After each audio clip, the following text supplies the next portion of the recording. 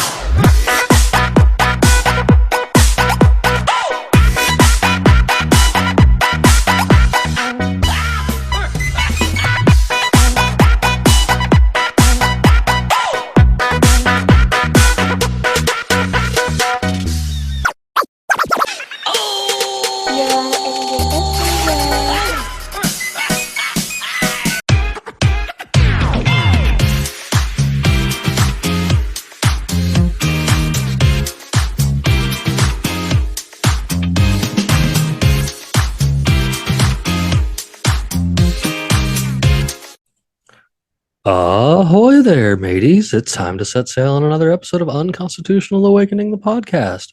I'm your captain, Jimbob Ovalshorts, and tonight we're bringing back a former show guest and show friend, Ashley, who is an energy healer and practices a different kind of energy healing than I think most people are used to hearing. It's from what I gather, it's kind of new and upcoming, and more of the way of the future, as she puts it. Ashley's a super cool cat, man. I met her actually through TikTok, and she's one of those people that hit rock bottom and completely turned her life around and is doing great. And she attests all of it to this Acasma, which is a form of energy healing. And she said it's not like Reiki, like this is something completely different, and it's really cool to talk to her about it. It's been a while since we've been on here, and I guess she's finally graduated to a point where she is hosting her own classes and stuff for it, and doing her own practices with it and whatnot. And I thought it'd be a good time to bring her back on and talk about it, and get a refresher, and maybe introduce you guys to all this kind of stuff. I like going through and doing things on multiple occasions, because you never know when somebody might something might click for somebody. So, but I do have Bandit and Luis joining me this evening, so this should be a pretty fun time. Luis usually misses a lot of our spiritual type energy healing people and stuff, so I think we'll have some good fun with him doing this. But all jokes aside, so anything we do talk about this evening, or we do go to cover, and including Ash and how to get back to her, will always be available at everyone's favorite website on the internet, unconstitutionalawakening.com, your home for everything Jimbob Ovalshorts and the rest of this crazy freedom pirate crew, man. There's always some good stuff going on over there too, man. And all the podcasts and more section, you can join up on the UA socials if you're tired of being banned, and post all the memes you'd like. We don't mind. And then there's all kinds of links to get back to your favorite hosts' social media accounts over there in the host section. And down at the bottom of the page, there's links to find us over on Twitter, Instagram, and Facebook, man. We've got all kinds of things going on all the time. We're always sharing some memes and trying to continue to make people laugh, man. So you'll go on over there and see if you can find all that good stuff. And while you're over there in the podcast and more section, you can answer your pirate question, your multiple choice pirate question that is at the end of each episode right now, to win yourself some of these sweet new free Unconstitutional Awakening the podcast stickers, man. We're always trying to give something away for free, and we appreciate all you guys out there, so that's why we figured we'd give back, and support for support, man. So thank you all so much for all the support you give, and the best way we can do something is give away some free stuff for it. While you're over there on the website, man, you can also check out links to watch us if all you do is listen, and listen to us if all you do is watch us. You can also listen to us right there on the page, as well as a link to get back to some of that sweet Unconstitutional Awakening merch you guys love so much, man. But get on over there and get you a shirt, a hat, a pillow, a beanie. Like, there's all kinds of cool things going on over there, man. And plus, it all goes to a good cause. It helps keep this show going. So we'd greatly appreciate it for sure. As well as checking out our friends in Liberty, Kirk Elliott, Peachy Key Creations, Ammo Can Survival, Brett Pike with Classical Learner and Homeschools Connected, and Pure Pet Wellness. Each one of these guys have a discount code that is included with each one of these episodes. All you got to do is use that discount code and get yourself something sweet, man. We appreciate it, and I know they appreciate it too, because they're all, alternatives to the status quo that we got going on nowadays. Because, here in Clown World, things just keep getting silly. So, well, I guess enough of this jib jab about me. Let's weigh anchor and go have a good time here with Ash and see where things go this evening. And good evening, everyone. As I was telling you guys this evening on the opening there, we have brought back show friend and previous guest, Miss Ashley Shaddis, and she is here to give us all the good info again on, I'm not even going to try to say it because I said it wrong last time, on your super cool energy healing stuff that you're into that is a little different from some of the other ones that most folks are used to hearing. And I'm always fascinated by this kind of stuff, and I was actually excited to have her back because I met Ashley before we were even doing all of this podcast stuff. Yeah. And thought she was a pretty all right person. So I always like having return guests as it is. So how you been? Good. Really good. Lots of new changes. We moved into a house finally. When I was on last time, I think we're in a hotel. So we're in a house now. So I think you were lots of transitions. I think you were on the road filming, actually. I remember you were in the car, if I'm not mistaken. Yeah, I was. Just all kinds of good adventures, and there's nothing wrong with that. I mean, you never know where life's going to take you, and sometimes taking them steps into some of these crazy adventures are always some good stuff. So, I would like for you can go ahead and I guess divulge a little bit into your journey and what's brought you to where you are now. Okay. Get everybody a little familiar with who you are again. Okay. Well, my name's Ashley, and I am an Acasma quantum energy facilitator. And so Acasma is a higher dimensional healing modality. It's like people ask if it's Reiki. It's not Reiki. This assists one's being on all levels. It's healing on all levels: mental, physical, spiritual.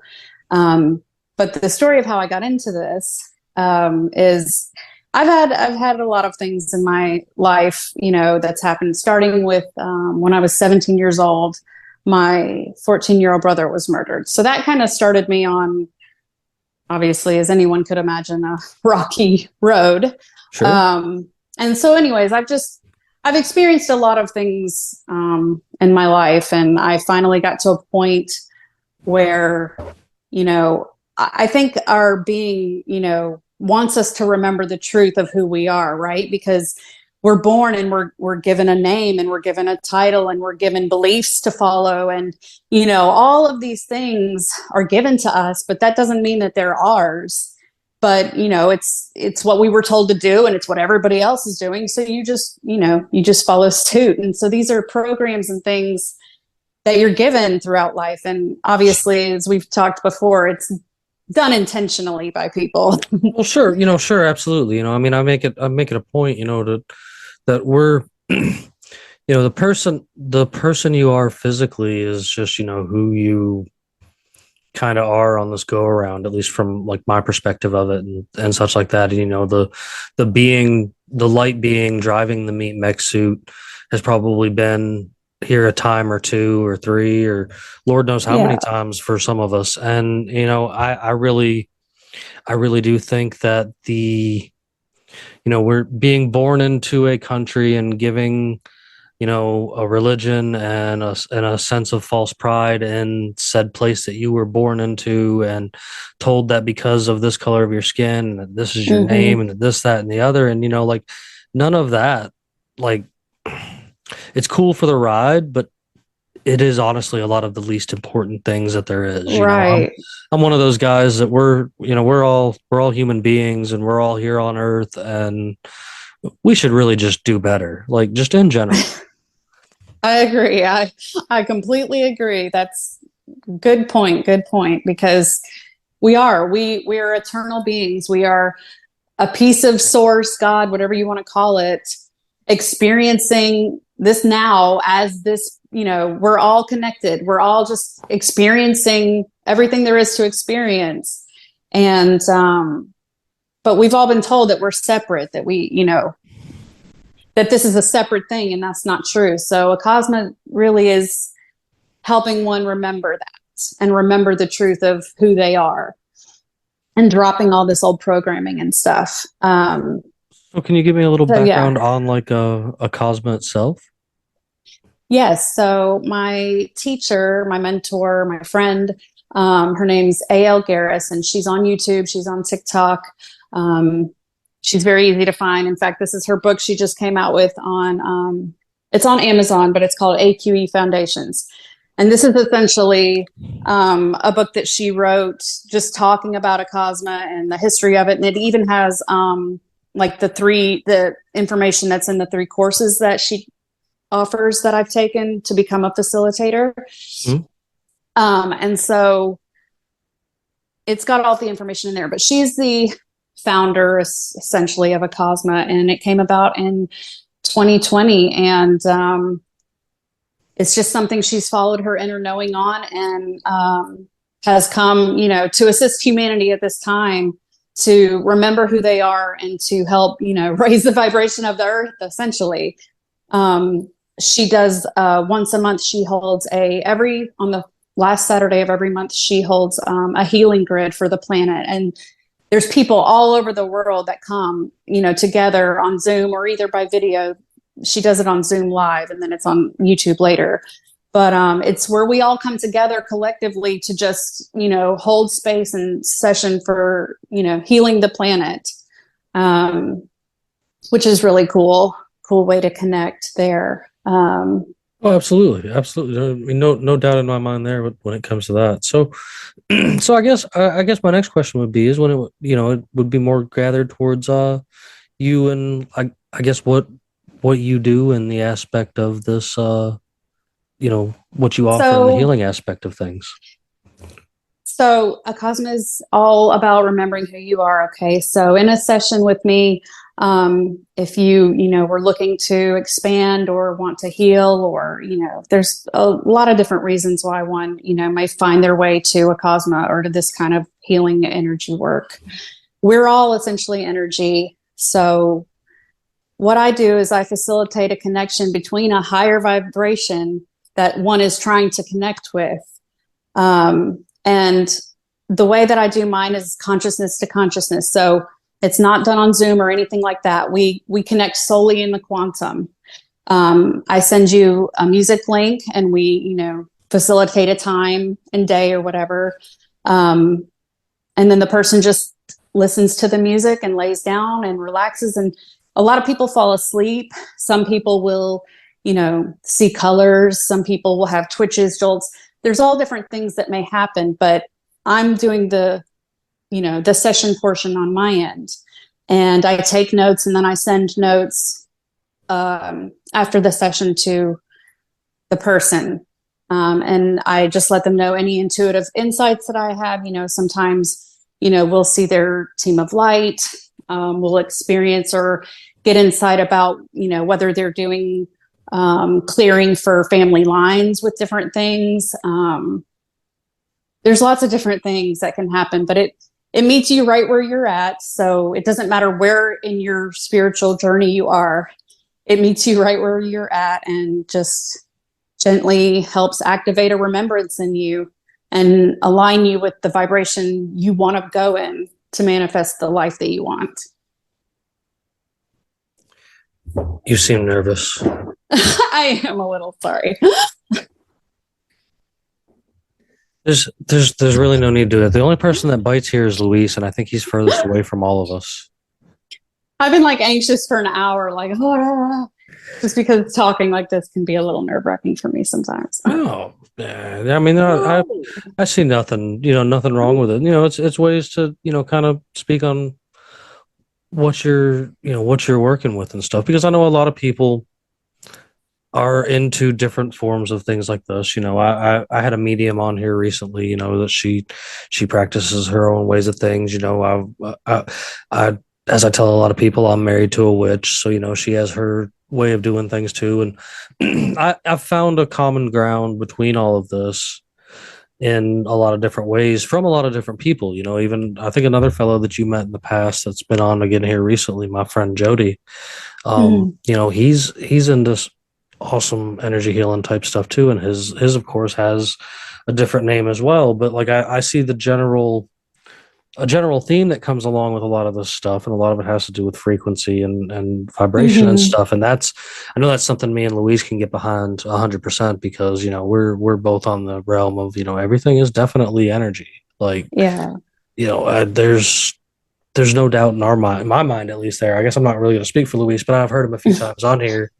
When we talk about stuff like this, because there's just so many weird.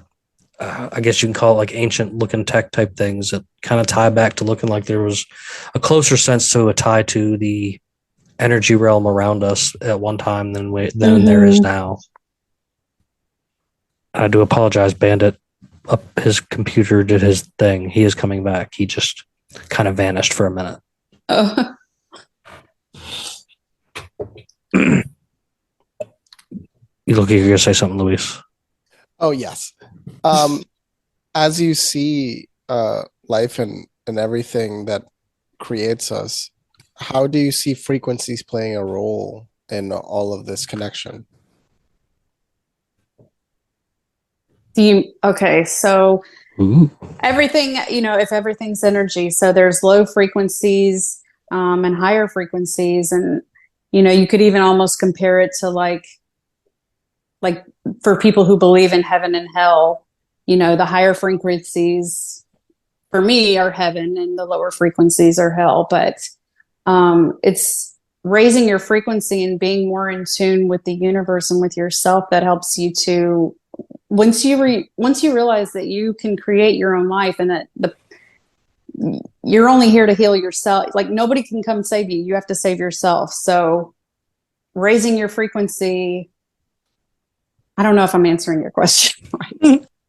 Well, it's part of it. It's just we have to figure out how to better translate these messages to everybody else that doesn't see that good and evil is sometimes even subjective, which is something hard to contemplate because the construct of our society is based off rules and regulations that are simply made by man and not made by universal laws.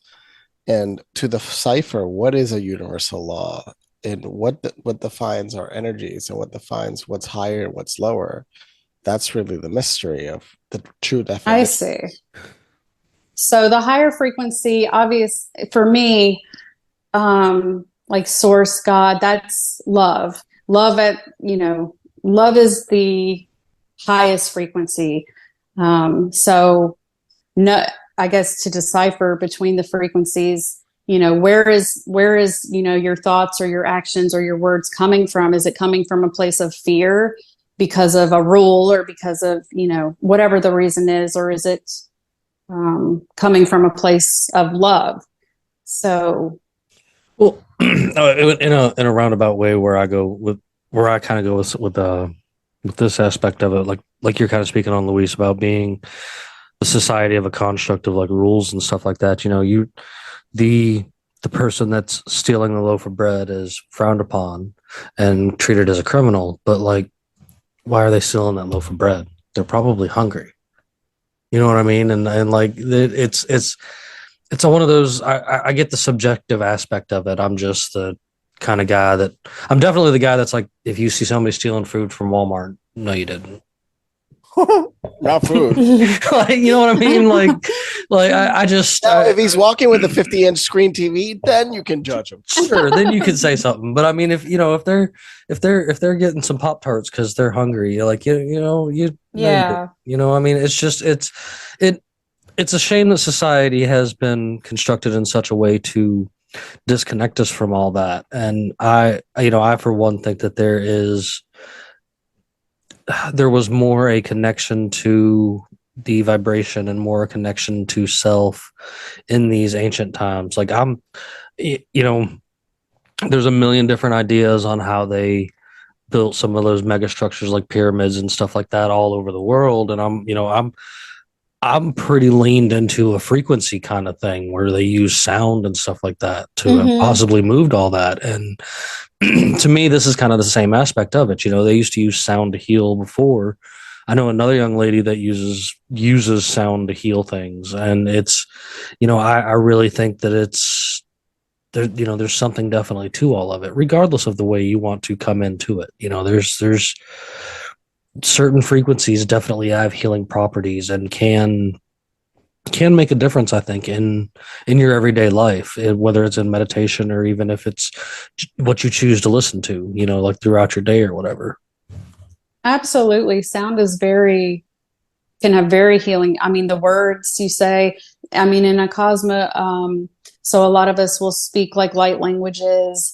I'm actually in a course right now. It's to be an Acasma galactic shaman. And so what I'm learning right now, we're doing like ceremonies. And so we have a drum that we use a lot. Sometimes, you know, if we feel to sing, we sing. So we definitely are utilizing sound in those ways with Acasma too. So I mean that that's actually super interesting to see how I guess in the way that you're kind of advancing it or the way that you guys look at this. You know, have you ever had any trouble with people giving you you know, the I've run into this similarity with a lot of different people and their different energy healing aspects, like outside groups or other groups or people that judge this kind of stuff automatically start throwing like the idea of cultish type behavior and stuff like that. Have you had to deal with any of that kind of nonsense? Um, honestly, not terribly. Now, yes, like from like my own family, Sure. and I know, and some of like my you know my we call ourselves a family of light. So my sisters of light or whatever, you know, will say that they've heard similar things. You know when you first tell your family, like because Andrea A.L. Garris, she holds like destination events in Destin and Sedona and stuff, and I've been to several, and so you know you tell your family you're going on this trip with these people and they're like, I mean, are you gonna come back? Are you sure? This sounds like a you know what I'm saying? So we've all heard it a time or two, but it really hasn't been like this prevalent thing for any of us that we've heard, honestly. And I think it's because it's of such a higher frequency that I think that people that have those kinds of opinions and stuff aren't even really aware of us, if that makes sense. Like, I feel like their frequency is just not even, you know, I feel like the people that find Acasma and find us are obviously in search of truth. And so they're, you know, they have a connection where some people don't. And fortunately, you know, that hasn't been too much of an issue. You know, I'm going to try to lighten the mood for you here a little bit. So here's just a random off the wall question for you. Do you think frogs have ears? I have no idea, but that's a good question.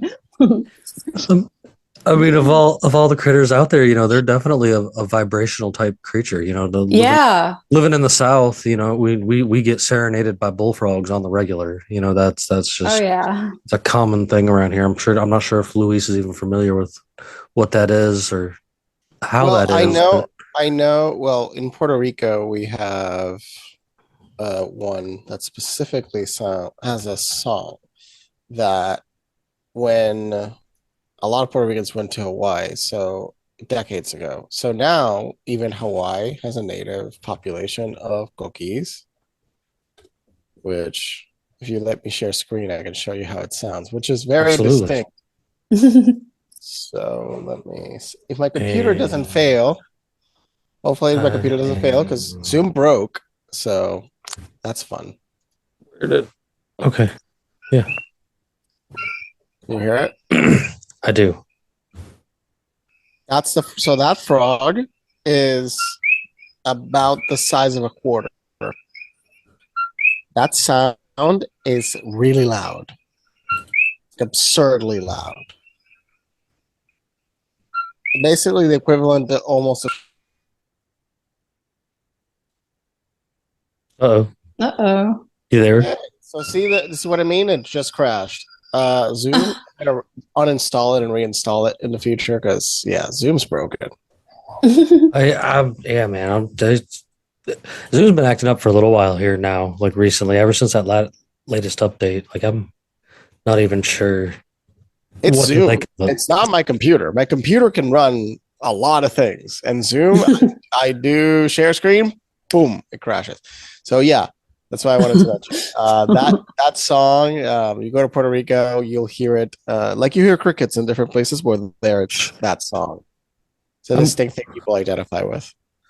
Well, I mean, it's down here in, I guess this is again down here in the South. Like, if you if you're an outdoor person like myself, you're sitting on the back porch and you've got a constant serenade of different kinds of tree frogs, different kinds of bullfrogs. You've got, you got your crickets going on in the background like that. You've got different kinds of birds and bats and stuff that are even out at night, and on top of the rustling of armadillos and such like that. And you you never really have a dull moment. You know what I mean? Like, there's not a moment that there isn't a sound, but it's almost like the sounds that they're out there playing are like a calming, intended to help put you to sleep kind of ordeal, like a white noise kind of deal. I know a lot of people that can't sleep without a fan, or can't sleep without Beethoven playing in the background, or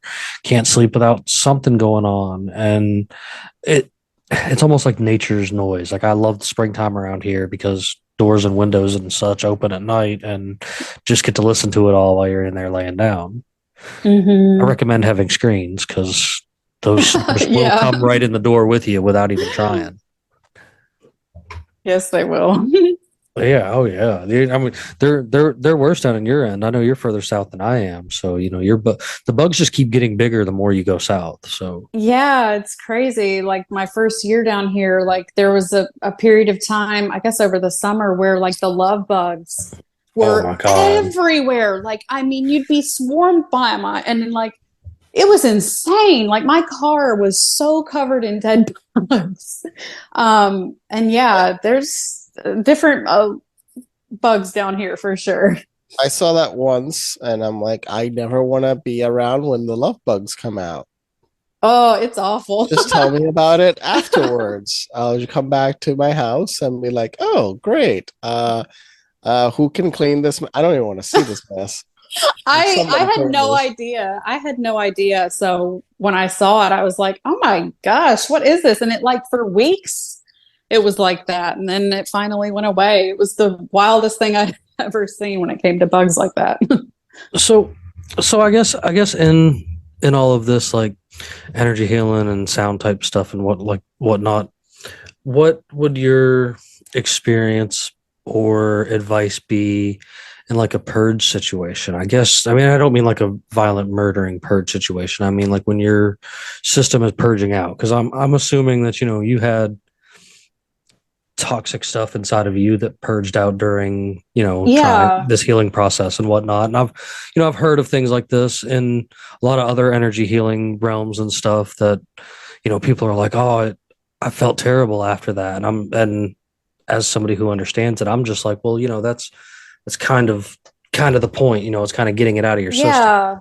So when I first got involved with Acasma, before I was a facilitator, I remember I think the first thing I did was I just went to one of the healing grids that she holds once a month.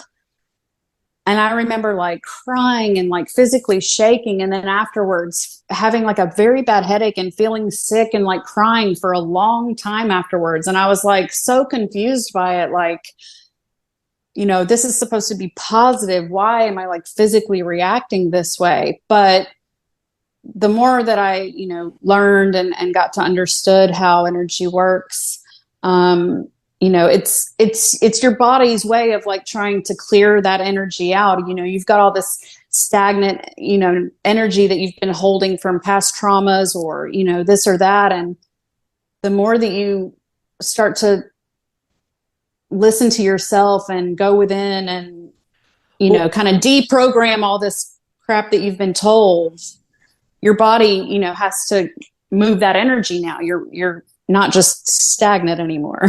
I've made mention of like this before. When you have stuff like that, that stagnant, I guess the way that you're putting it, when you have like that in your realm or in your own energy, or you're that negative person that is always looking for the negative reason of the day or the negativity, that stuff definitely takes a toll, not only on you mentally, but like it really does take a toll on people physically. Like I have seen people like visually go from looking their age to suddenly looking 20 years older because of just the toxicity that they are putting themselves through.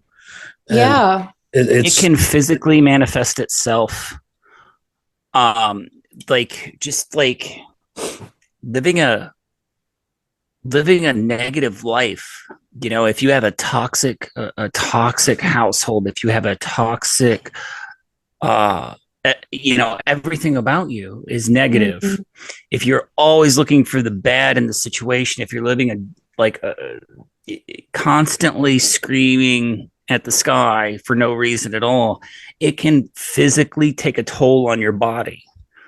Absolutely. Jimmy and I have both seen it. Mm-hmm. Both seen it. And I think that some of the best medicine for situations like that is to just look at Clown World, and because you can't help but honk at it half the time, because I don't know, there's a lot of things that I see. Being like a history buff and being into the parapolitics end of things and the paranormal end of things, like I have seen people for a good chunk of my life talk about how, the end of the world, the end of the world, mm-hmm. the end of the world. When you look through history, you see people that are always like, the end of the world, the end of the world. And I'm just like, shut up. Like, right. It's not going to stop. Like we're here. It is what it is. And we need to figure out how to make it better instead of looking at, pointing and screaming at the black cloud, like Bandit just said. Yeah. Don't get me wrong. Bring attention to atrocities that exist and that are being plagued upon mankind. But like, I don't know. We need to not doom and gloom and sensationalize, I think, on a constant basis. I'm guilty of it sometimes too. But I think mine's more of a troll a lot of the time. Like if I'm going a little over the top, like you might want to look at what it is. It might be me trying to convince everybody that I'm picking coyotes up off the side of the road and trying to save them. Like it's just, you never know with me. Wait a minute. You really did that? Or was that just like, no, you really dude, did that? Or was that just a pic you found on the internet? No, it's just pics I found on the internet. But our good buddy. Okay, because I would know. He picked up a coyote. I thought for a second, but then I realized you aren't that. Our good buddy Steven. Our good buddy Steven is convinced. I don't know. Our good buddy Steven is convinced that I have a stuffed coyote and that I'm taking it places to take pictures with it. And I'm just like, no, I'm really just finding these pictures and making stories with it because it's funny. Like again, this is like on the Facebook thing. You see the doom and gloom. Like that's why if you ever come to my page, I promise you're gonna laugh. Like you might get offended or you might go, holy crap, what is this guy sharing? But like I'm at least I guarantee you I'm gonna make you laugh. And that's I think that is the best. Sometimes that is the best medicine. That's really the most important vibration I think there is laughter. Absolutely. I wanna vouch for that because being prior military, I think that is one of the things that I have learned to do in situations that other people would look at and go, yikes, dude, what? And I'm laughing at it. And it really is. It sometimes is it's a defense mechanism. Yeah. To like the negativity of the world is to just laugh. It's to laugh at it, because it really does. Humor does amazing things for amazing things for you, really. I mean, if you can't laugh even just sometimes at what's going on in the clown world right now, I mean, there's no hope for you. Really, That's is no so hope for you. true. I agree with that so much. Like that's my boyfriend and I. So we were like best friends in high school. Okay, so 20 years ago, we were best friends in high school. We were never in a relationship or anything, but we were best friends. And the reason that we got along so well is because he was like the class clown and always making everybody laugh. And that was like my thing. Like I love to laugh. So now here we are, 20 years later. Men who can make women laugh are dangerous. Like, Yes. I've heard that from a lot of women out there, is that, you always wonder why that goofy looking dude ended up with that chick. It's because he makes her laugh. Like that's 9 times out of 10. It's because that's why this little gremlin here has, the smoking hot woman that he does, is because he's good at making her laugh. And it's those are some points gained. And I mean, laughter's important. It really is. And yeah. So I imagine, like, how many people have you like personally worked with here since you've, I guess, graduated or become the leader type person? Like, have you done any work that you want to toot your own horn on? I've mainly just worked with like family and friends and stuff. I haven't really, because of the moving and the, transitioning from Georgia to Florida, happening so shortly after I graduated. I've really, just put my like self out there to work publicly. But I've definitely seen this work, with, friends and family that I've worked with. I've seen huge things happen.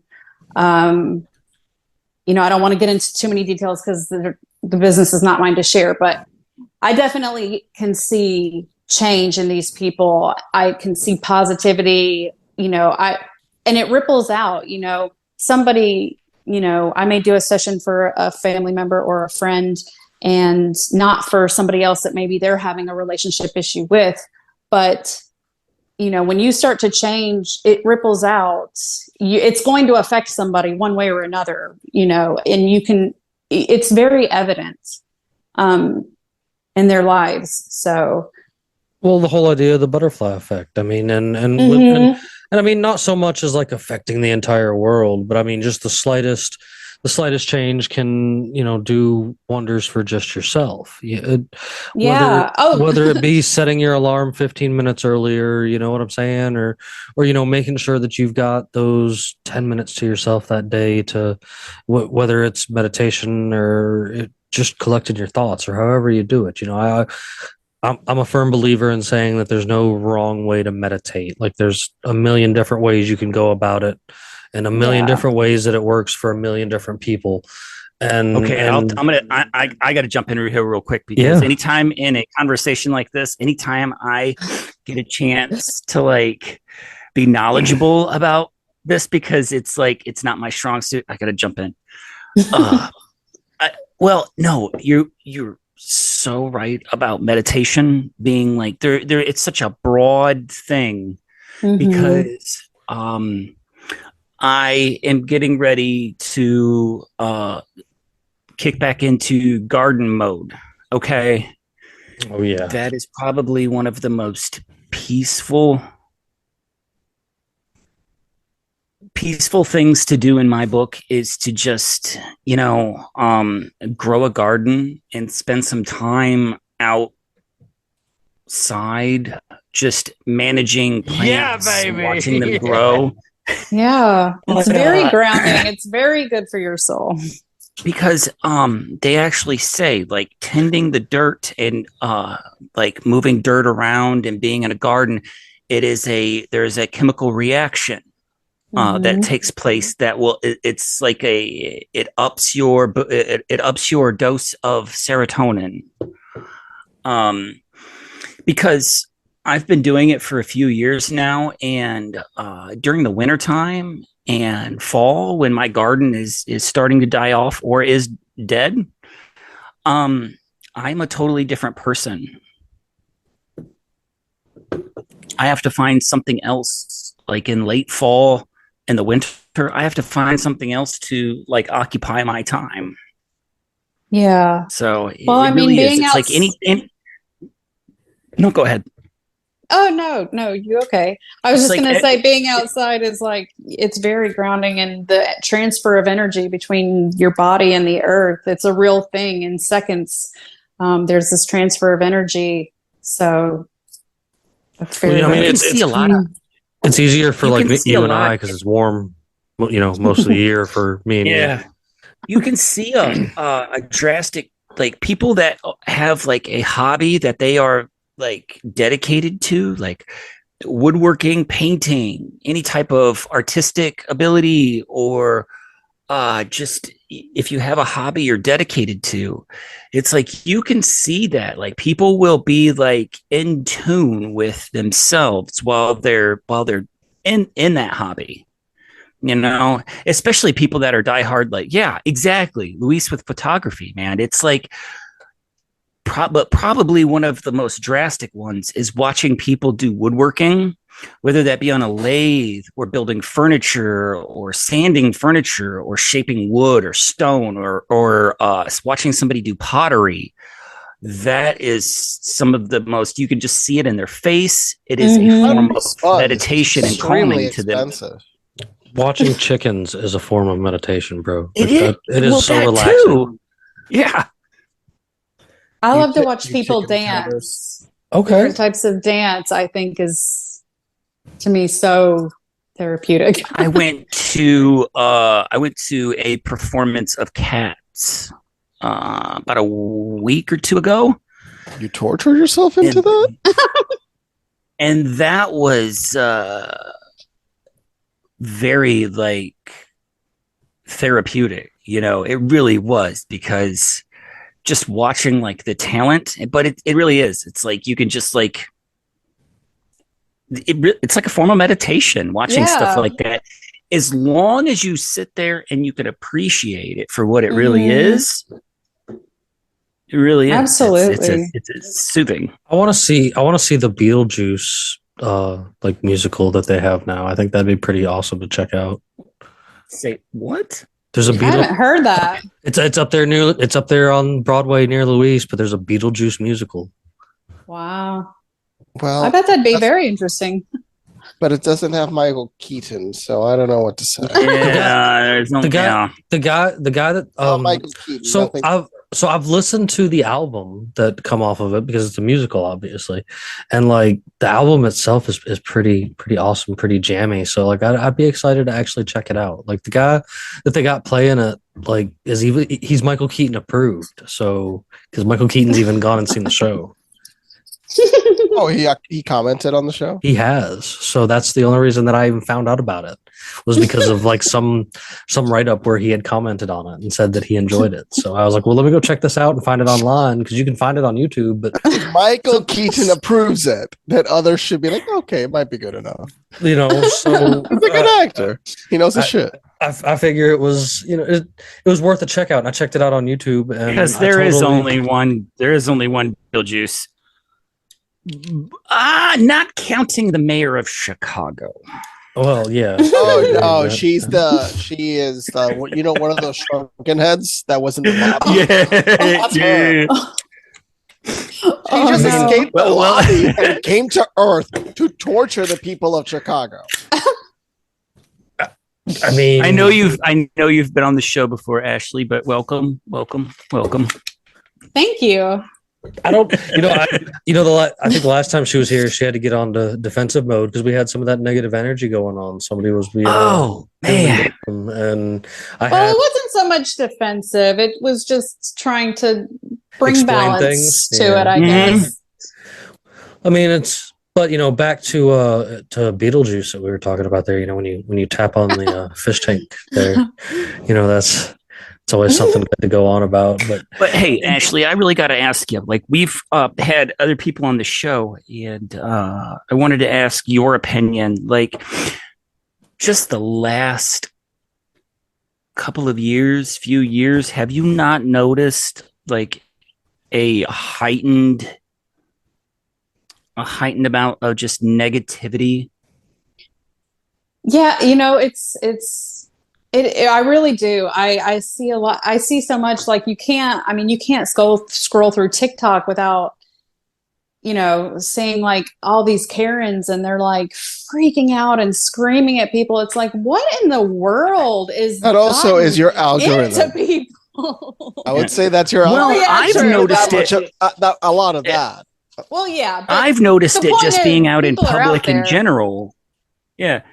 And I've noticed it just out in public in general, like the amount Oh, of just yeah. negativity and just like It's the amount of just negative people out there now.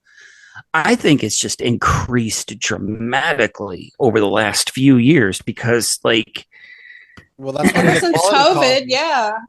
they're pitting everybody against each The other, flu. and it's just raising that negativity levels out in public. And it's like everybody always asks me, why do you not go out in public anymore very much? And I'm like, have you looked outside lately? Right? Yeah. This I agree. is my fortress of solitude right here. My home. This is my fortress of solitude. It's I agree. I don't like to go out into public too much either. But not I will anymore. say, no. It used to be different 10 years ago. Yeah. But I just feel as of recently, it's like the amount of negativity out in public is just like it's so thick. You can feel it. Yeah. I mean, I live in an area that's still kind of, it never really went sideways like it did in places like New York City or whatever when it came to everybody being too over the top and stuff. As far like I never stopped working, I never stopped living life, I never put a mask on, stuff like that. But like we still have those even today, a few scragglers. And I live out in bumfuck now, and like I'll go. I saw him today. I'll go walking into Angles, today, and I'll see a straggler or two with a mask on, and like I'm not trying to be that asshole, but I totally snicker because I'm just like, really, are you still at this point like running around like that? I'll give it. There's a few that are just genuinely sick. Sure. So the genuinely sick ones, you can wear the mask. There's no issue. Sure. But it's not. Like I go on the train and it's like, but before it was cool to wear a mask, like I had to walk around with a mask for a few weeks because I had my face ripped in half by a Rottweiler and they had to stitch it up. So, when that was done, I had an open wound on my face. So yeah, I walked around with a mask on my face for a couple of weeks. But that's a totally different story. But in itself, it's wild to see. So have you the seen fear is real for some people? Where Mayor Adams has specifically said you're not allowed to wear masks into stores anymore because of the elevated spike in crime because of mask wearing. Wow. Yeah, they set up a request. Hey, to all businesses, put up signs that say "remove mask" on entry, so the cameras can record you, so they can see what's happening. So the crime is skyrocketing, and at the rate it's going, we're gonna be at the same murder rate that New York was in the 80s, then 70s, then still. I mean, when the crash happens, New York's values are gonna drop like a rock, and this is why you need to escape, bro. Well, yes, but I need to escape for bigger reasons than the real estate market. Or else Luis is going to be sitting there looking all like, I'm in danger. That's the soundboard is working. Good.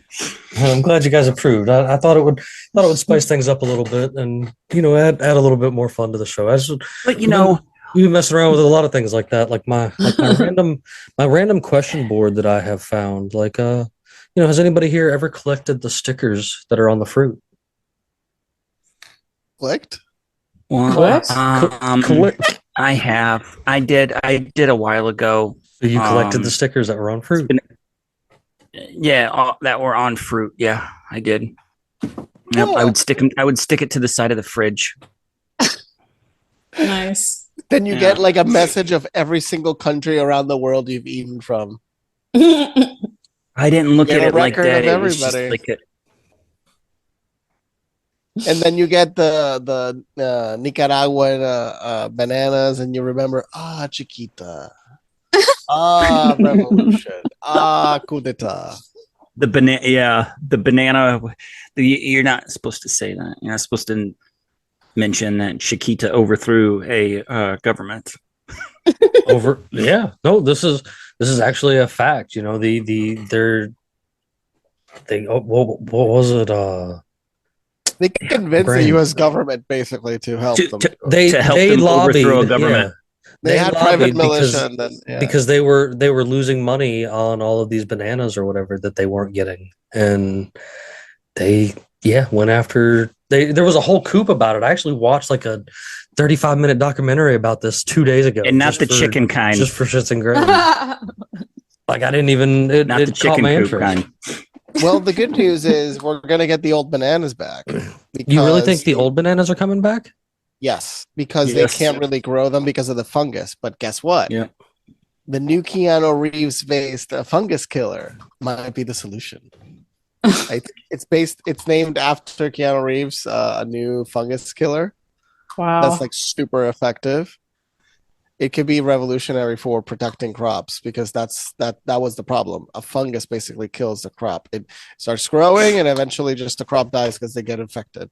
So that's why they can't do it. And bananas, you got to grow them outdoors. You can't grow them indoors. There's no way to do it. It's just and another interesting fact about bananas, they're not really trees. No. The banana tree? I would call it. Yeah, it's not a tree. It's a plant, and the bananas are the berries. I guess it's just big. It's a banana is a berry. No, seriously, it's not a tree. It's not a tree. It's a plant. Right. It's a giant plant. It's a giant plant. And the bananas are the berries. Because when I'm telling giants, like it's 12 feet tall. 12 feet tall. Mm-hmm. But you're right, because tree generally is defined by like it has a trunk and it has rings. So technically some palm trees are not trees. Very interesting facts. I just know that a banana is definitely a berry. And that and a tomato is a fruit. And that a cucumber and a watermelon are cousins. I could see that. We share half our DNA with bananas. Wow. 50, about 50. And we share 70% of our DNA with a fruit fly and then 99% with a chimpanzee. Wow. So I am just the Mothman? You really are, like, regardless of the subject of the episode, you are always going to learn something new that has nothing to do with the original subject of the podcast. That does happen. But see, that's another thing.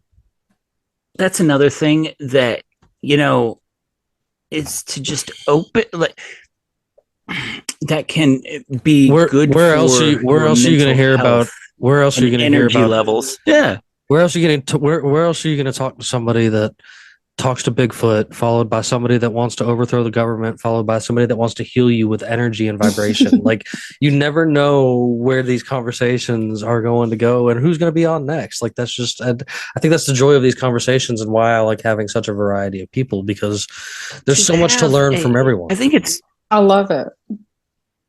It's good for your, it's good for your, it's just good for your mind, to just be open to all these things that are being discussed. Narrow-mindedness, it's just not going to get you far. It's not the thing. So have you guys practiced with sound baths, and what's your opinion on that type of healing ideology of using? I don't know that I've heard a sound bath. Well, basically, there's different ways they do it, but you are basically drenched in sound. It's similar to, you could say, like frequency healing, but it's like a large scale with other people and so on. But I think there is a benefit to certain frequencies, and they discovered Like recently that bells. kill. Yeah, I don't know about I find it interesting, but at the same time, like we have recordings of most of those bells before they were destroyed, and there wasn't any uniqueness to the majority of them. But I'm sure there What was about some the that were It's what unique. about the not. cathedrals they were in? Yeah, it's not the recording of the bell. It was the actual bell because a recording of a sound can be manipulated. Mm.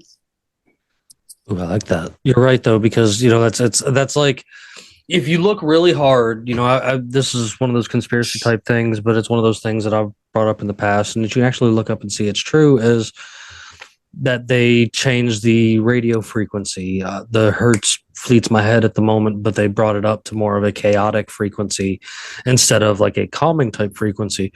And if you look really hard, there are some amazing people out there that will go through and change songs down to a 43 point. I forgot the number, but I think it's a everything's at 432. 44, Yeah. and then they switch it back to 43. They turn it back to, I think it's like 43.2. And there's people like Yeah. I find some there's I have There's found lots of artists copies. that now do that. I have a few friends that they tuned all of their music into that. Yeah. I was They about to told say me. I've found copies of some of even my favorite songs and stuff like that, like that have been tuned down to that 43.2 hertz. And like, there's something to that. There's something to different levels of frequency too. Like there used to be like frequency like chambers and stuff in some of these old like temples and monuments and stuff like that people would sit in and heal. And like as far as the bells, like you were saying, Luis, like I, I kind of agree in a way with what Bandit's saying as far as like it was the bell itself, but I think that the cathedral like that the bell was in, like I think that it was built in such an architectural way that it helped amplify these sounds. It's the same with like the pyramids and stuff like that. I've heard people say time and time again, I've not been myself, one day I hope to go, but people that have been to the pyramids, it's a common thing to hear that people that walk into that center corridor say that they can feel the energy in that place, like it's almost like electricity around them.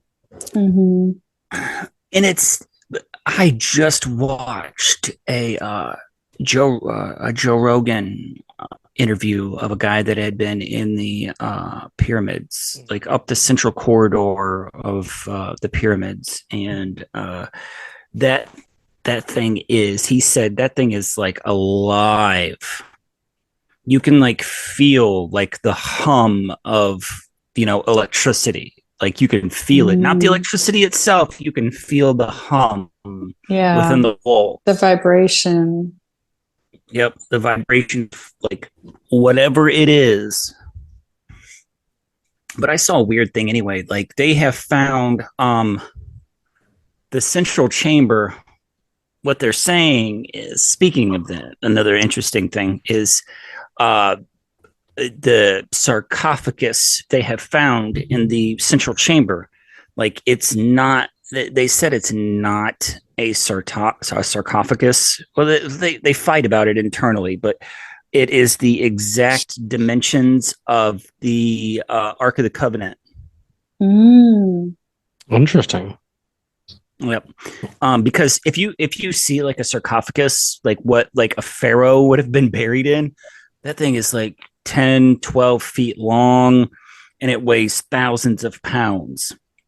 And this thing is like, I mean, a 6-foot person wouldn't be able to fit in it, is what they're saying. It's a sarcophagus. A 6-foot person wouldn't have been able to fit into it. So it's crazy like that, though.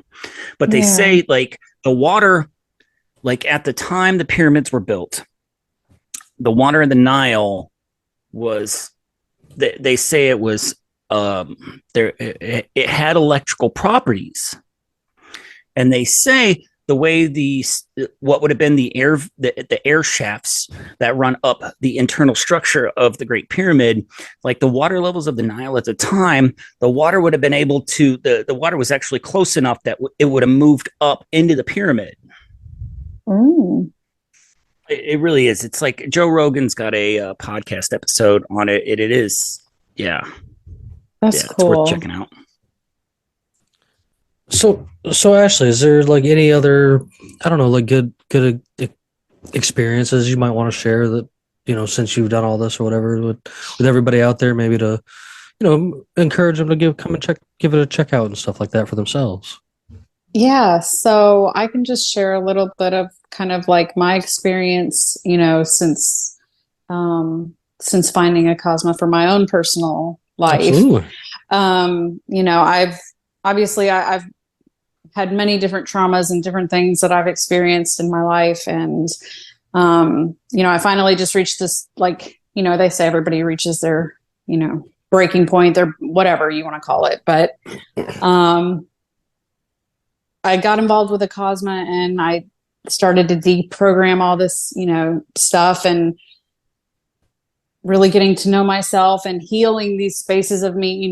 So many of us carry childhood trauma and all these different things into adulthood. We don't realize it, but when you're able to heal certain things and clear out that bad energy, you make room for new. And I've changed my entire life compared to where it was just 2 years ago is completely different. I feel like I physically look different.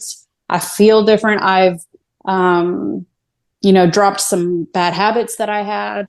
After my mom suddenly passed away in 2019, I was drinking very, very heavily, very bad, like all day long drinking, and I don't drink. I don't, I'm pretty plant-based when it comes to anything like that. And that's it. And I don't take so much as a Tylenol anymore. And, it's just helped me change my life, all my relationships. It's something I never dreamed it could happen, but it has. I gotta ask, and I'm not trying to get too personal and stuff. I know me and you do know each other, like, outside of all this, prior to the show and everything like that. So I know for a fact that you're in the realm of believing the same kind of thing I am when it comes to the help of medicinal mushrooms. So yeah. Like, do you think that also helped in your transition into a lot of this stuff? Because I remember that was something you were kind of experimenting with when we first met. It was. And it was, definitely something that I had not really experimented with in the past, because I was doing much stupider things then. But yeah, I've never really taken enough to like have like the, I feel like, well, I know you were more of a people, microdoser than a hero doser. Yes. I don't suggest you do that alone. I did an 8.5, and if I'd done that alone, I would have broken things in the house. You can barely move though. Don't do a hero dose at a comic convention. That's the only recommendation I can give you. What? No, I definitely retarded. Were you doing? Go for retard. Dude, I was dressed as the Green Arrow, and I had the greatest time at a comic book convention I have ever had in my life because I decided to go. I did a hero dose and went to a beer fest in Germany late at night. Oh my gosh. I'm too scared. To even do not that. What I would advise. Let's go somewhere. If you're with the right person, you should be. I was not with the right people. I was not with the right people. Not the right people. No. No. I did get some pretty cool images because I was willing to, like, do in my costume in the streets of Atlanta. I was like, yeah. I mean, but I mean, I've always been kind of an advocate for it. I really believe in the microdosing. I know that was more of the route that you had gone into and stuff. And like, yeah, that I think that in itself can help. It really just helps open your mind and help rewire you a little bit. Yes, it does. There's been scientific proof that it helps, you rewire your brain. It creates additional neural pathways in your brain. You will never think the same after you experience a few times taking mushrooms, you will never think the same again because it actually creates new neural pathways in your brain. And just from a personal stance, from knowing you over the past few years and stuff, I can see where I personally can think that maybe that little journey you did take at the time into a little bit of microdosing helped kind of get you to where you are now. You know what I mean? Like it opened your mind up and maybe showed you a little bit more of a different place. Cause I mean, we've all been through some stuff, I'm sure. And, like I said, not trying to get hit too personal or whatever, but I mean, I could tell when we first come across each other, you were in a bit of a troubled space. And yeah, for sure. Talking to you today compared to talking to you the day I met you when I was still selling peanuts on the side of the road, I think you've come a long way. Like I definitely have. I'm much more comfortable in my own skin. I'm not trying to chase, I'm okay with who I am. And for a very long time, I wasn't, because I didn't know who I was. We get so caught up and, especially as a woman, I got married and started having kids very young. So, your whole identity can get wrapped up in something, being a wife or being a mother, or just all the different pressures that society puts on anybody, so then you find yourself in situations where you've got substance abuse or addictions, and it's because you're trying to force yourself to live every day in this role that is not you. And since finally hitting rock bottom, and then having a little bit of microdosing and finding Acasma and just really letting go of all these titles and roles that I thought I had to, play, and just allowing myself to be myself, and knowing that it's okay to be different and to not, it's huge. It's so freeing. The peace that I have now is, there's no price you could put on it. There's nothing like being able to be your free, authentic self. That's one thing I can cherish about this grand group that I have. Always on adventures with me here is these guys are as authentic as they come. And people think a lot of times that this is just a show too, but no, I have people can vouch for me. I am this in real life. It's just it. There's something about being able to be who you really are, I think, that is more freeing than trying to be something you're not, and there are plenty of people out there that work really hard all day long to be something they're not. Yeah. And I think a lot of times people, may have this fear of, well, if I'm myself, then, people may not like me. Well, you know what? You'll find your soul tribe. Like when you start being yourself, then that's when you're going to find the people who are going to appreciate you and love you and support you for who you are, and not for this role that you're playing. Baby. So you gotta, you may lose some friends or some people, but you're going to find better ones. Yeah, that's the most important thing. Remember that as you transition, you will lose people around you because they were never really there. They were there as lessons for you, but they were to be there for the rest of your life. Exactly. Most people are not comfortable with at all. But if you can grasp that and understand that, especially if you can really grasp that you're an eternal being and that your time right now on this earth in this lifetime as who you are right now it's such a blip when you think about like eternity, you know what I mean?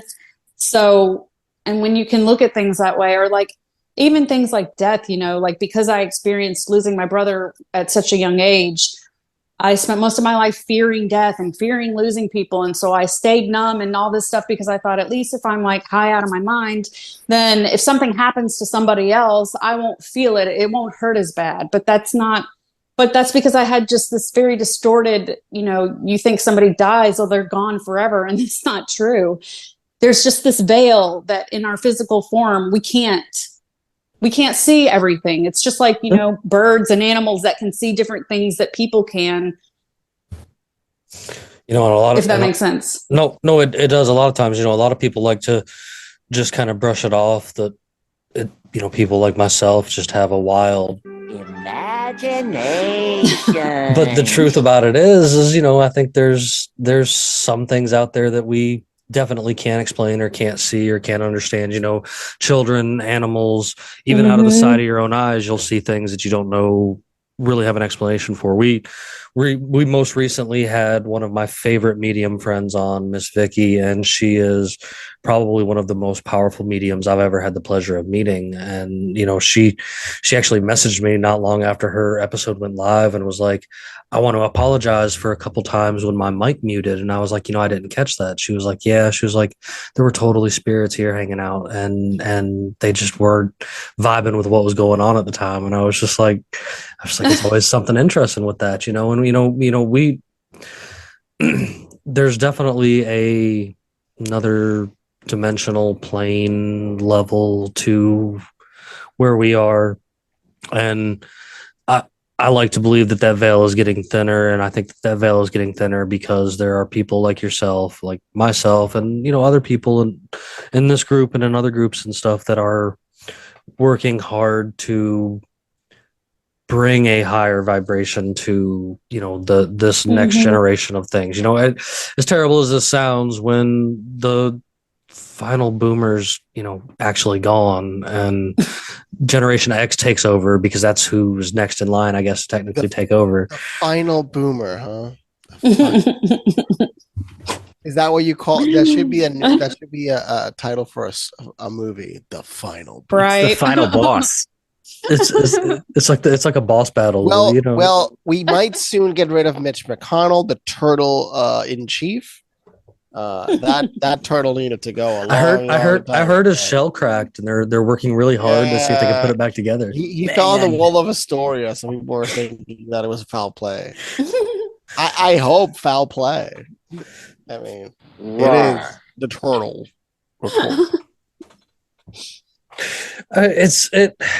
I don't know. Like I've made this mention before, and some people are like, "Oh, that seems a little harsh." But like, what? I don't think that 70 and 80-year-old people should be making plans for a future they're not going to be a part of. Yep. No, I should just 80-year-olds make any decisions on your life? No. I don't think so, and that's, and again, I know it sounds harsh, but when Gen X officially takes over, it'll be maybe a little bit more of a positive side, because at least for the most part, those guys don't give a fuck. So might loosen up the reins a little bit and be a little more peaceful on the move forward. But I said this with Miss Vicky, and I've said this with a few other guests. Like, I really do think that things are going to keep going, and I think things are going to get into a more positive tone. Like Absolutely. our lifetime, our planet, his point in history that's been blinking by sure might seem drab, I think, but I think that the world's going to a more positive place, because we have people that are not only working hard on things like with what you got, but like I talk to people on the show and stuff that are always making just amazing inventions to move more forward. People are waking up too, more and waking up on a regular basis. That's the thing. There has to be balance, right? So maybe it feels like all we see is negativity and dark and the nasty, because obviously that's all the media is going to show anyways. Sure. And it's obvious out in public even, but there's an equal light. It may not be as prevalent yet, but the more people wake up, the light is going to shine out the darkness.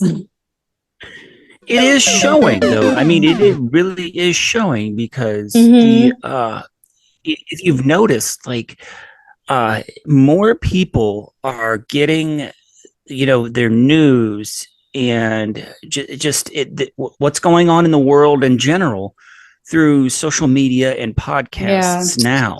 Independent journalism is absolutely 100% the way of the future as far as like getting your information. The mainstream media is dead. Yeah, it is dead. The evidence is happening. You can see the ratings. CNN's late ratings have collapsed to the point that the channel literally will probably be completely reset. Half the staff will be. A lot of people have been fired already. But you're seeing it. All of these channels, the ratings are collapsing because nobody wants to listen to propaganda, because they started to. after they realized that the shot was harming people and they continue to support it, they ignore it. Ask the average person in the street. The average person will say, that's crap, and I took it, and I took it because I was forced to. Yeah. And I have no idea the unintended consequences, but you can see it. Everybody in different ways they sign. Well, There wasn't that many cardiac issues. I do. before 2020. I will make mention. I do know of a few people that were forced into at least that first one, and they were smart enough to stop at that. And I do recommend getting in contact with our sponsor, Peachy Key Creations. She totally has a tea recommendation that can help expunge some things out of your system if you don't feel like having that kind of stuff in your system anymore. That's cool. She's got this blood purifying tea that will literally push bullets out of your body. I know for a fact because Kel, our co-host, has done just that with the blood purifying tea. So it's hopefully Kel as well. Kel is very well. Wow. Bullet is out of his body, and he is just roughing it right now with things in his son. That's why he's a busy man being a single father. So I always have to give him props for keeping things up. But you guys, if you guys are ever missing him, he does post fairly regularly to his YouTube that is linked over there at unconstitutionalawakening.com in the host section. And he's always got some good insight on Lord knows what. And he's been working hard on some new tracks. DJ Kel is finally coming back. He sent me 2 tracks he's working on, and I'm actually excited for him to release them on SoundCloud here soon. It's just that whole mix of things and the different people from different walks of life, and like you guys were saying, there are people across the board that are waking up, and I personally think there's a difference in woke and awake. Like woke is definitely just something that is propaganda, where people that are awake are the people like Luis is talking about that are just like, no, that's bullshit, bro. Like we don't take part in that. And that is the general. I'm going to use another consensus. example. On top of the mainstream media, like the numbers collapsing and just going away, hopefully, is that last year there was a 1 million or so drop in enrollment for public schools. They withdrew. A million students were withdrawn from the public education system to homeschool them. I think it's over now 2 million. Yes, it is over 2 million now. I mean, if that does not convince you that we are headed in the right direction, yeah. I also watched. That's the silent majority that doesn't vote. That's the sad part. Yeah. Well, I get it that there's no candidates. I mean, yeah, Jimbob's part of the silent majority, but I get it if nobody represents you. I mean, but on a local elections, those kind of matter.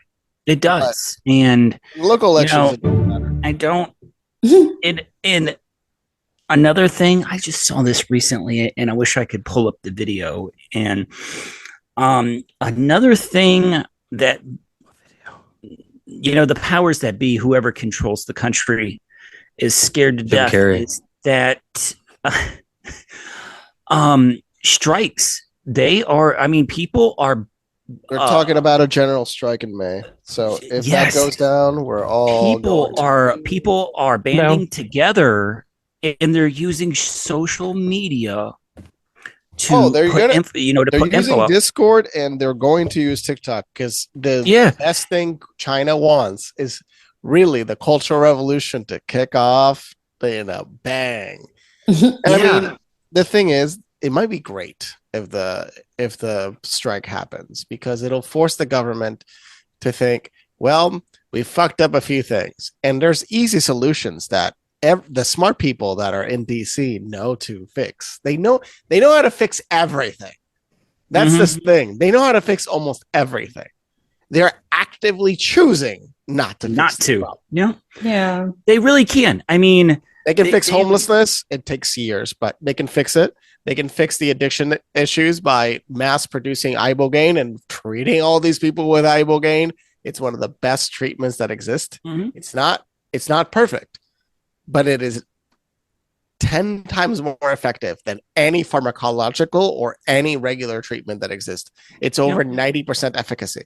There's almost no drug on earth that has a 90% efficacy, So and ibogaine does. let's just, look at that and just say that, we are headed in the right direction. It's not going to be painless. The right direction is not going to be painless. That thread is hilarious. The anti-works. It is, dude. It's so funny. Some people say some really retarded stuff, but that's what I mean. But I'm saying though, for entertainment too. Listen, the general strike. I'm sitting here looking at this, and the general strike thing is not only has it grown from outside of the United States, but I've got things that are listing it in people in France, people in Greece, people in Germany, all talking about doing this. Imagine that. Imagine if like most of the Western world, let's say 100 million people say, you know what? Well, that's what they're estimating the number to be. If it's 100 million, trust me, all governments are going to bow down to the people because they're not going to have a choice. That's what they're estimating. The people that are willing to take part right now is over 100 million people are willing to take part in a general strike. That would be so amazing. I haven't heard about this, but I know I believe that is going to be a big guillotine, man. Let me tell you, that is going to be a big guillotine. Yeah, absolutely. I mean, just think of it this way. And somebody was simply saying, an EMT is paid generally $20 an hour. Why? Where? In Georgia, it's a $12 an hour job. Oh, yeah, no. Where are you? Wow. Where are you seeing an EMT getting paid $20 an hour? Here. Yeah, I know. $20 an hour is not a livable wage in New York City. Well, that's the whole point I'm trying to get to. The whole concept of minimum of livable wage comes from the dynamic that these mega corporations are not properly taxed. Why aren't they properly taxed? Because they intentionally write loopholes to allow them to escape the grip of the tax. Now, I am all for the citizen to gain wealth. That's the most important thing. We need to readjust the tax base so the corporations at the highest levels get pegged down 100 steps, and then for others to be incentivized back up. The only way to level this off is basically break up those mega corporations. How is Norfolk still operating? How are they operating? How? Well, how did they get away with only paying a few $1 million to the people of East Palestine, Ohio, when they paid out how many billions to their shareholders? No. They're going to pay billions. There's active lawsuits. In the they're going to play. In the lawsuits, but just immediately. Why did they pay out billions to their shareholders? No. It was $25,000. Yeah. So, that automatically showed who was more important. I mean, they're shareholders. You've got companies that have, you've got companies that spend time lobbying the government to, like you said earlier, invade for bananas, or you've got companies. The NRA is probably the best lobbyer for gun laws, and when it comes to a lot of things, and it's just it. But the NRA, until they defend those that are unlawfully arrested for gun possession, especially in the Black and brown community, they're disingenuous. The NRA is a lot of people have said that. Yeah, a lot of people have said that until they start defending those people that were unlawfully arrested when they actually were lawfully carrying arms. The NRA doesn't mean anything then. That's what I mean. It's like it's a sticker for boomers to have on their truck. Yeah, it's that's it goes beside their Vietnam vet sticker. There is other organizations. Oh God, you. No, that's true. Korea, bro, Korea. That's true. No. You have that one boomer that says, "What's that other war that happened in between?" Cold. Grenada. Oh my God. Grenada. Grenada. Oh my God. I survived Grenada. Oh my God. Or I survived the cold. I survived the Cold War. But so I like to work on like the tough questions around here. Like, do you put the jelly or the peanut butter on your sandwich first when making a PB&J sandwich? I think these are the important things. I don't do peanut butter and jelly, so peanut butter on first. Many countries don't. For my kids, I think do peanut butter first. I'm not sure if I've ever eaten one. Many countries don't. Either. You make them and you haven't eaten them? Well, I have 4 children. I'm pregnant with my 5th. So yeah, I've made a shit ton of peanut butter and jelly sandwiches. But no, I've never eaten one. You've never been tempted. It's like, what the hell does this taste like? No, not at all. I'm just like, Luis, you have never Europe, eaten a peanut butter and jelly sandwich. Neither has she. Listen, dude, listen. This is a fun fact. This is one of those weird fun facts that I'm full of. Outside of the United States, I feel like I don't know you now. Peanut butter and jelly isn't a thing. Exactly. And a lot of other countries think it is absolutely disgusting. Yeah, it sounds disgusting. it doesn't smell good. It doesn't. I just marmalade on the other hand, with some toasted bread. That tastes good. Yes. Now that is good stuff, man. I actually seen this poor Filipino woman that was going to try peanut butter and jelly for the first time on TikTok the other day, and I don't know if it was on purpose or unintentionally, but she made her peanut butter and jelly with KY jelly. Oh no! That was for to go viral. Now, and she ate it to go viral. Now, let me tell you. I want to clarify. It was so bad. I want to clarify something. I want to clarify something. Peanut butter and jellies are good, like every once in a while. Yes. They can quickly become, unless you're a 6-year-old repulsive. boy, then it becomes your frigging meal 3 times a day. And then it can become repulsive, you know. Well, I haven't eaten sugar in like a while now, so I won't eat good for you, man, for a long time. Yeah, that is awesome. Actually, but I wish I could cut out sugar.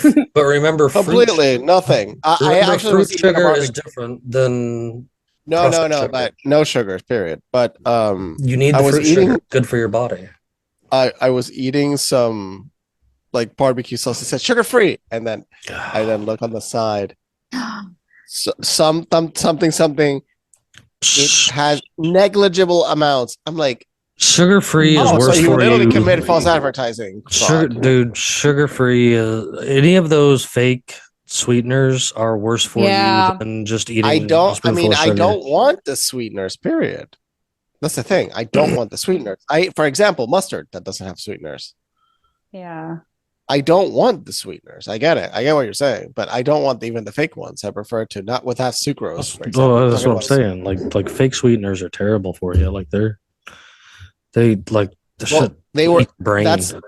were blaming fake sweeteners for causing cardiac problems too, but the study was based off 8 people. So, but they've been touting it all over the television that that's what's killing people, not yeah, but I mean, all of your diet drinks are filled with aspartame, and that shit literally heats your brain. What? I've told my mom to stop drinking Diet Coke. Like, and equate and equal and sweet and low. Yeah, those are all garbage too, man. Like those stuff will just destroy. Like, what was another one? Saccharin. I'm a fan of actual raw cane. Raw cane sugar. Yeah. But isn't Truvia natural? See, is it though? Look it up. Yeah, they say it. I believe Truvia is natural. Like, because I feel that if it's not raw cane sugar, honey, or beet sugar, it's probably not good for you. Let me verify. Let me because plant-based is its own realm of weird, nasty things that go on. But besides all that, I've had a blast with you tonight, Ash. I think we've had some good conversation going on here. I've of course gone all over the place. I of course have all of your links to your store and to where everybody can find you over there on social media and stuff like that if they'd like to catch up with you, or if they would like to awesome do some energy healing with you and stuff like that. We make sure we take care of folks and get them pushed out everywhere so that you guys can find her to get back to you. So is there, of course, I'd like to let you plug yourself and tell everybody else where they can find you, of course, too. Yeah, so I'm on TikTok and Instagram. What you have on the screen right now is my Etsy page, and I actually have since I just started and opened as going public, there's like a 15% discount on there. So that'll be going for at least the next week or two, probably. But yeah, Everything is Acasma.ash, except for my Etsy. It's Acasma with Ashley. But you can find me on TikTok. You can find me on Instagram. You can email me at acasma.ash@gmail. I am grateful to connect with anybody who feels drawn to me and to my energy, and looking to boost into a new way of being and living and creating the life that you've dreamed of, because it's possible. Yep, absolutely. And like I said, I'll make sure that I have all those links, because we got all those links for you, and even links to get back to that book that the person that taught you how to do things. I've got her book and her YouTube. I'm gonna make sure that I share for everybody else too, to make sure they go give that a check out. Because it's always good to learn some new information. She's amazing. I love her dearly. I mean, she's not just a teacher and a mentor, but she's a wonderful. Hey, she's great. So no, that's great. And it's good to see that you got such a great connection, with someone like that has helped you so much. So that in itself, I think, speaks volumes. So like, so, of course, I like to go around, as everybody knows, and see what everybody else has got for me before we close out tonight. So, Bandit, I want to go to you first tonight, buddy. What you got for me? Nothing, man. It's good to be here. It's always good to get man.